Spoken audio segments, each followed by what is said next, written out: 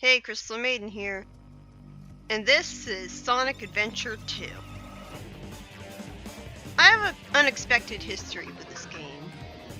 This was my first Sonic game ever.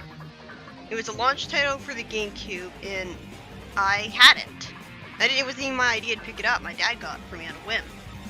And I really enjoyed it as a kid, but when I went back to it for my written review, I wrote down every single problem I could find with the game, and this game just doesn't stand up to a critical analysis.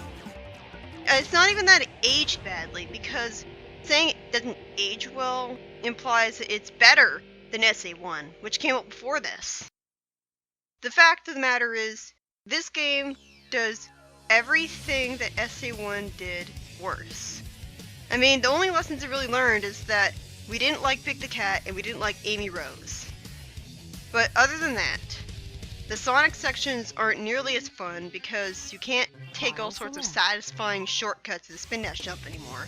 The level design's a lot more linear, and the mech sections, which replace Gamma, are just... everything about them is flawed. That stands for SA2. That's a little insider joke there. This is Control Tower. We have you on radar. One good thing I will say about this game is that it has a great plot. Like, right off the bat, we start out with a really intriguing plot because, for once, Sonic is the one who's being treated like the villain. And I really felt bad for him as a kid. He was being framed. He was being treated like a villain.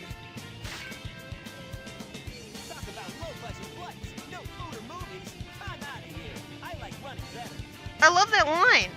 That's such a great way to emphasize his personality.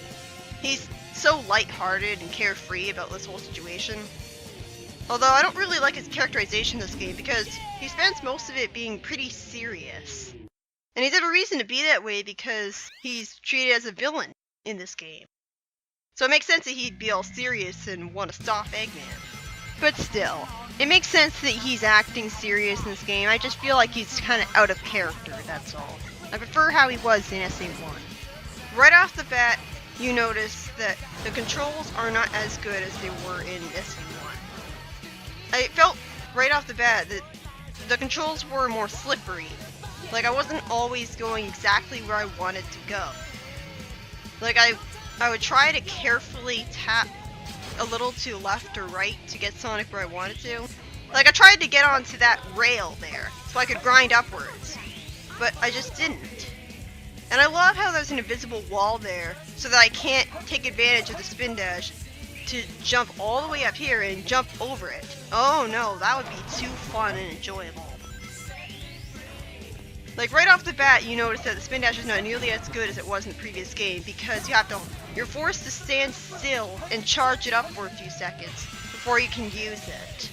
It's not like in SA1 where you could just keep on running and spam the spin dash over and over again, and it was fun, and I sort of acted like a proto boost. You press A at the very edge of the ramps, and that's how you do a trick. Notice that I said the very edge of the ramps. It's not nearly as lenient and forgiving as in SA1, where as long as you were standing on the ramp, you could do a trick. I mean, at least here you can do tricks on ramps regardless of whether you're snowboarding or not. But I feel like even the snowboarding controls aren't as great. One of the things this game introduced was rail grinding. This was to promote a new extreme sport.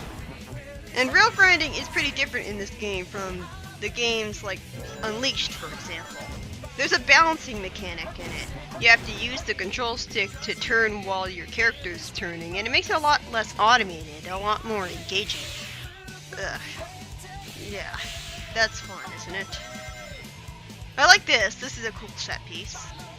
If you hold down the B button while you're going forwards on a grind rail, you'll speed up. But if you're doing it while turning, then you'll slow down and you might eventually end up falling. I like how grinding isn't as automated and mindless, and how you barely ever have to do any rail switching at all. Like, there's no point where rail switching is mandatory. You switch rails by holding right and pressing the A button if there's a grind rail to the right of you, and left if there's a grind rail to the left of you. But rail switching is only good for getting ring boxes and stuff. I've gotten to the point where I can just listen to the audio cue, swing around one pole 3 times, and then immediately press the A button the instant that I get to the next pole. Unfortunately, that relies on audio cues, and I was playing the game on mute, listening to something else's background noise, so I couldn't really do that in the recording. But yeah, this is a pretty cool set piece. Like, you're being chased by a giant truck. And thankfully there are dash pads to keep you going in the right direction, so you don't run into walls and stuff. Cityscape has a pretty good song to it. It's kind of cheesy, but it makes you feel good, and that's all that really matters. And it's pretty unique in that it's a first level in the Sonic game that's a city, instead of a green grassy meadow. So it captures you right off the bat. Cityscape is easily the best level in the game. It's of an acceptable length, it doesn't overstay its welcome. It's pretty fast and fun, but I still prefer Red Mountain over this. The ranking system is another thing that SA2 introduces. I don't really see the point. I mean, I never ever felt motivated to replay a level just for the sake of getting a better rank. I replay a level because it's fun and enjoyable, and I want to take better shortcuts. By looking around in the 3D environment and thinking, maybe if I spin dash jump over here, I'll beat the level faster. But you can't do that in this game, because the level design is a lot more linear than it is in SA1. And because you can't spam the spin dash while moving forwards constantly, it really goes to emphasize how much slower Sonic is in this game. Because, like, he's only restricted to just running. And the spin dash can be useful to make you move faster down slopes, but sometimes it feels like when there's a dash pad right after another dash pad, that's necessary because the burst of speed from the one dash pad runs out so quickly that you kind of need it. I feel like Sonic's only really that fast when he's hit a dash pad. So you can't really get thrills from the level design of this game. Like, this level design is a lot like that of Unleashed. Lots of long stretches of land where you're moving fast. And some platforming. But it doesn't really work as well for this game because it's not like you have the boost or anything. You're not moving fast enough to get a lot of thrills out of this game. This is the first boss fight in the game. Of course, you can play the Dark Story first and get a different boss as the first one. Well, sort of. I'll show what I mean later. I hate how scripted this boss fight is, and that it's not like the first hit I tried to show off, where I tried to hit it early before it landed, and I just got hurt instead. It's so boring having to constantly wait around for your opportunity to attack. This boss lasted almost 2 minutes. The problem I have with the bosses in this game is that they overstay their welcome, and it's all about waiting for an opportunity to attack. I don't really find all that fun.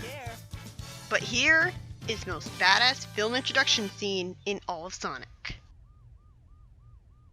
What? It all starts with this. A jewel containing the ultimate power. I love the music for this. In fact, that it was silent. Now I know what's going on. The military has mistaken me for the likes of you. So, where do you think you're going with that emerald? Say something, you fake hedgehog! Chaos control! This is the longest he ever takes to do Chaos Control. But I can understand why, because it's meant to look cool. Most of the time it just warps away in a flash of light. He's fast!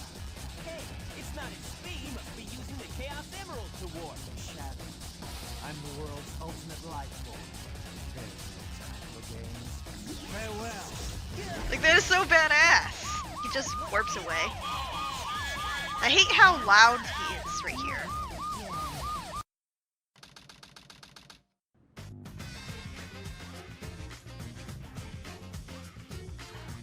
Just let it go. You just don't know when to give up, do you? What are you talking about? That emerald's mine. You got that? I love his The attitude in this Master game. Emerald contains special powers that neutralize the energy of the Chaos Emerald. That makes it very powerful. What the? The music fits perfectly with this scene. especially when you hear the shiny Master Emerald. I came here following the signal from the emerald. If I'm not mistaken. Why are you acting like this is the first time you've ever seen the Master Emerald? If I'm not mistaken. I'll just take it. I guess I can use it for something. God, I hate that. If I can help it. It's not like you used it to power a giant death robot once before. I love the way Ruse screens that line. It's so perfect for a character. What's that all about? And look what you did to my emerald. I did that to prevent the Master Emerald from being stolen, you idiot. This I can restore. And by the way, that's not your emerald. I love how sarcastic he is. He never really has that deadpan snarker attitude that he does in this game.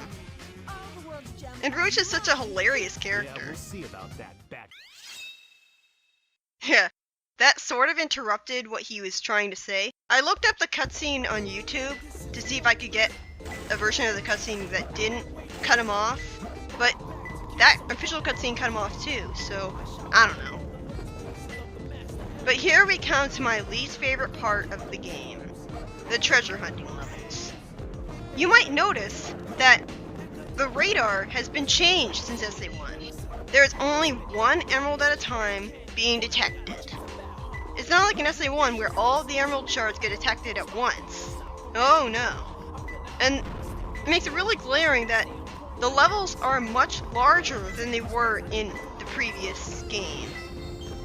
So they made the levels larger, and they made it take forever to find all the emerald shards. The radar doesn't detect all of them at once anymore, which was part of what made them fun in the previous game. It's entirely based on luck, how quickly you manage to get these done over with. And unlike in SA1, it can take up to 10 minutes to beat a treasure hunting level if you get really unlucky. And you're gonna see exactly what I mean as I progress through this game. The hint system has also been changed. At least in SA1, the hint system made sense because you had Decal around to talk to, and she was a character in the story. I really wish they brought her back instead of the annoying Almo Chow and those weird hint monitors. That it doesn't even make sense for them to exist in this universe, to inexplicably know where the Master Emerald shard is and give you hints. And the hints are only helpful if you've memorized level design already. And even then, I played this game so many times, a lot of the time I don't even know what the hints are supposed to be telling me. And another annoying thing is that when you activate a hint monitor, and there's another hint monitor really close to it, it'll deactivate that hint monitor and you won't be able to use it anymore. That's bullshit. I found him. When Knuckles gets a B rank in this game, he says, "Yeah, I feel good." This is actually a reference to the James Brown song, "I Got You," which is also called "I Feel Good."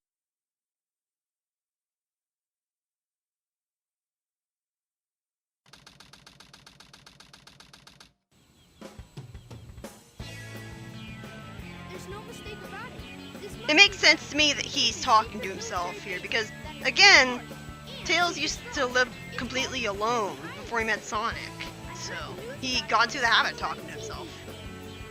I still can't believe that Sonic destroyed His acting isn't very good, but at least he actually has a sympathetic voice, unlike in the previous game where he was really annoying.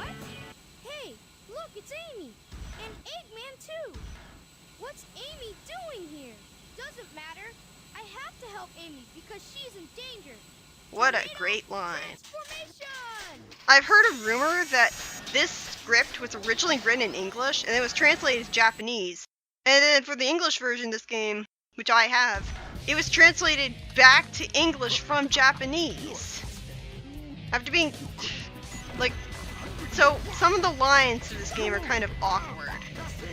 But at least for the most part, I love the cutscenes and the way you talk. These battles are basically just war of attrition, and the targeting system really sucks at actually hitting Eggman, so the only way to reliably attack him is to walk right into him and use a close-up attack over and over again. Like, this was just foreshadowing to how bad the mech sections really are. At least in the actual levels, the targeting system actually hits the enemies it's trying to hit, instead of Fireball slowly following behind Eggman and never actually hitting him. This time I'll let you go. He But the talks next as time if we meet, he you won. won't be so lucky.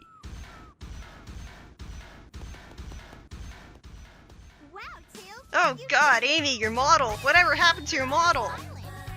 I'm the one who should be asking. It's never actually explained how she got here. Dangerous here? At least they actually bothered. At least they bothered to have her model smile. Again? Again, she's only done that once. No good again. The way the mouse look is a lot better than SA1. You actually see the characters smile, and their mouths are actually there when they're not moving. Like, I think the cutscene presentation is a lot better than it was in the previous game. I'll see you in the next part.